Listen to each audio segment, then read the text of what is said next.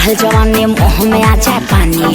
जो भी देखे हमके बोले मोरे दिल जानी। 16 बरस की चढ़ल जवानी मुँह में आ जाए पानी। जो भी देखे हमके बोले मोरे दिल जानी। दिल किसी को नहीं उधार देना है। काहे रे?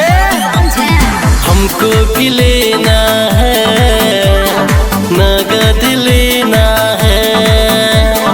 हमको भी लेना है, नगद लेना है।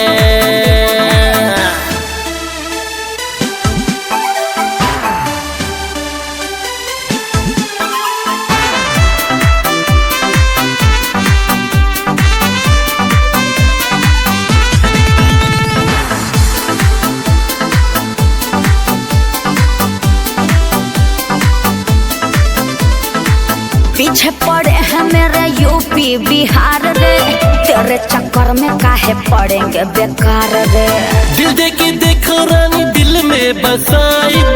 अपन जिंदगी के रानी तो के बनाइब। तो ज्यादा भाव मत खो। मेरे पीछे पड़े हैं यूपी बिहार रे। तेरे चक्कर में काहे पड़ेंगे बेकार रे। दिल दे के देखो रानी, दिल में बसाइब। अपन जिंदगी के रानी तो के बनाइब। बोलो उधर जाके डोलाओ, वहाँ बेना है। ना जाए जा जा। हमको भी लेना है, नगद लेना है। हमको भी लेना है, नगद लेना है।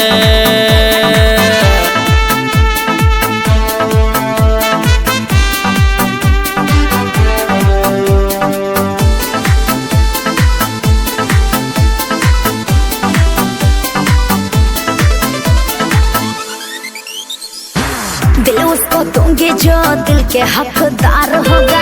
जो मेरे लिए वो मेरा दिलदार होगा। तोहरा के रानी अपन पलकों पे बिठाइब। मन के मंदिर में रानी तो के बसाइब।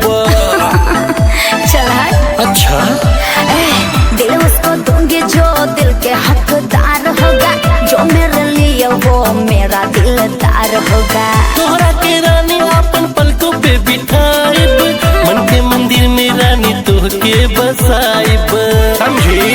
क्या हमको भी बुझते हो छेना है। हाँ, हमको भी लेना है, नगद लेना है। हमको भी लेना है, नगद लेना है। साफ साफ बताओ। अरे दिले तो मांगा तनी। दिल किसी को नहीं उधार देना है। काहे रे? हमको भी ले